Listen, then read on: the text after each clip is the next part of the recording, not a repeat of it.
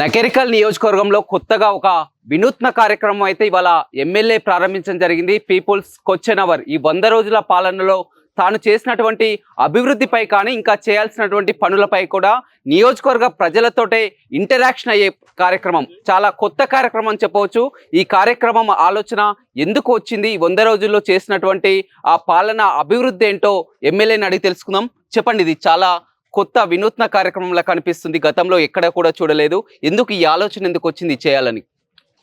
అంటే ఈ రాష్ట్రంలో ఏర్పడ్డది ప్రజాప్రభుత్వం కాబట్టి, ప్రజలు కోరుకున్నటువంటి ప్రభుత్వం కాబట్టి, ప్రజలు వాళ్ళకి ఏం కావాలి, వాళ్ళకి ఏ అవసరాలు ఉన్నాయి, ఇక్కడ ఎన్నిక కాబడ్డటువంటి ప్రజాప్రతినిధి ఏం చేయాలనేటువంటి ప్రశ్నలు వేసుకునేటువంటి ఒక స్వేచ్ఛాయుతమైనటువంటి వాతావరణం వాళ్ళకు ఇవ్వాలనేటువంటి ఉద్దేశంతో ఈ కార్యక్రమం పెట్టినాం. అంటే ప్రశ్నతోనే ఆన్సర్ వస్తుంది. ప్రశ్నించడం ద్వారా, ప్రశ్న ద్వారానే సమాధానం వస్తుంది. కాబట్టి వాళ్ళు ప్రశ్నించేటువంటి ఒక స్వేచ్ఛను, క్వశ్చన్ చేసేటువంటి స్వేచ్ఛను ఇవ్వాలి అనేటువంటి ఒక ఉద్దేశంతో ఈ కార్యక్రమాన్ని ఏర్పాటు చేశాం. అంటే ఈ 100 రోజుల్లో కూడా మీరు చేసినటువంటి పనుల్లో మీకు మంచి బాగా సంతృప్తికరమైన అంశం ఏంటి? ఈ 100 రోజులలో మహిళలకు ఉచితంగా బస్సు సౌకర్యము చాలా సంతృప్తికరమైనటువంటి అంశము. ఈ 100 రోజులలో అవినీతి పైన మా ముఖ్యమంత్రి తీసుకుంటున్నటువంటి చర్యలు చాలా సంతోషకరంగా ఉంది. ఈ 100 రోజుల పరిపాలనలో రోజుకు 18 గంటలు కష్టపడి పనిచేస్తూ ఈ రాష్ట్రంలో ధ్వంసమైనటువంటి అనేక అంశాలని సరిచేస్తున్నటువంటి క్రమం ఏదైతే ఉంది, సరిచేసేటువంటి ప్రయత్నం ఏదైతే మా ముఖ్యమంత్రి, మా ప్రభుత్వం, మా మంత్రులు చేస్తారో అది చాలా నాకు సంతోషంగా అనిపిస్తుంది.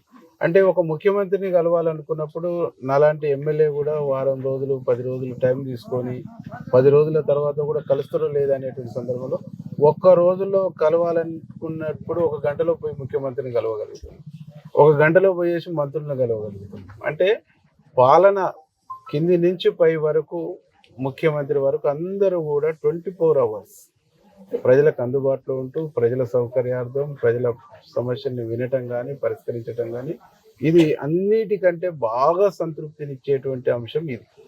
ఇక రాజకీయ అంశాలకు వస్తాం. రాజకీయ అంశాలకు వచ్చినట్టయితే పూర్తిగా రాష్ట్రంలో కరువు ఛాయలు, జిల్లాలో కూడా కరువు ఛాయలు కనిపిస్తున్నాయి. పంటలు ఎండిపోతున్నాయి, భూగర్భ జలాలు అడుగంటున్నా కానీ, 2 మంత్రులున్నా కానీ, మంత్రులు కానీ, ఎమ్మెల్యేలు కానీ ఎప్పుడు రైతులని పరామర్శించినటువంటి దాఖలు కూడా లేవని మాజీ మంత్రి జగదీష్ రెడ్డి చెప్తున్నటువంటి పరిస్థితి.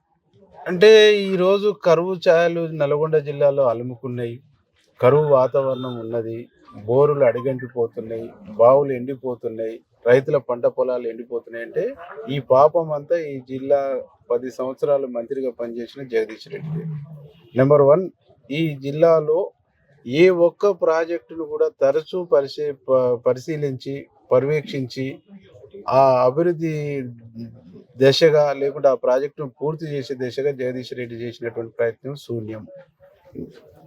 సొరంగ మార్గం పూర్తి చేయలేదు, బ్రాహ్మణ వెల్లంలో పూర్తి చేయలేదు, శివనగూడెం పూర్తి చేయలేదు, ఐటిపాముల లిఫ్ట్ పూర్తి చేయలేదు, పిల్లాయిపల్లి ధర్మారెడ్డికి ఆయన బినామీ కాంట్రాక్టర్లను పెట్టుకొని పూర్తిగా ధ్వంసం చేసిండు.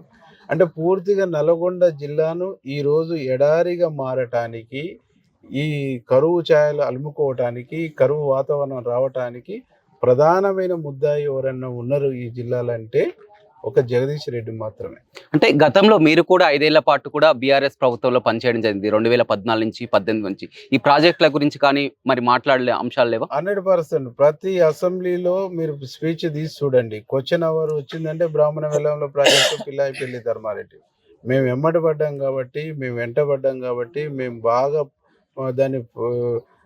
దాన్ని పూర్తి చేసుకోవాలనేటువంటి కమిట్మెంట్తో ఉన్నాం కాబట్టి బ్రాహ్మణ వెల్లంలో 95% పూర్తి చేయగలిగినాం. పిల్లాయిపల్లి ధర్మారెడ్డికి 285 కోట్ల నిధులు తీసుకొచ్చి టెండర్ పెట్టి పనులు ప్రారంభించడం జరిగినాం. కానీ గడిచిన 5 సంవత్సరాల్లో అది అక్కడనే ఆగింది తప్ప పూర్తి అయినటువంటి దాఖలాలు లేవు. బ్రాహ్మణ వెల్లంలో కేవలం ట్రయల్ రన్ చేసిరు తప్ప మేము సర్జపులు, పంప్ హౌజు, సబ్ స్టేషను, సొరంగ మార్గము, కట్ట మొత్తం పూర్తి చేసినాం.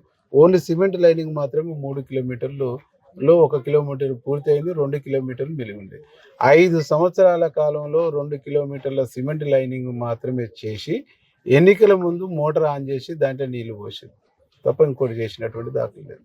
ధర్మారెడ్డి కాలువ అనేటువంటి నీళ్ళు లేవు. అంతకుముందు ఉన్న కాలువలన్నా మేము శివన్నగూడెము, వనిపాకల ఒట్టిమరితి వరకు నీళ్లు తీసుకురాగలిగిన ఇలా తోడు వదిలిపెట్టడం మూలంగా వస్తున్నటువంటి దాఖలు లేవు.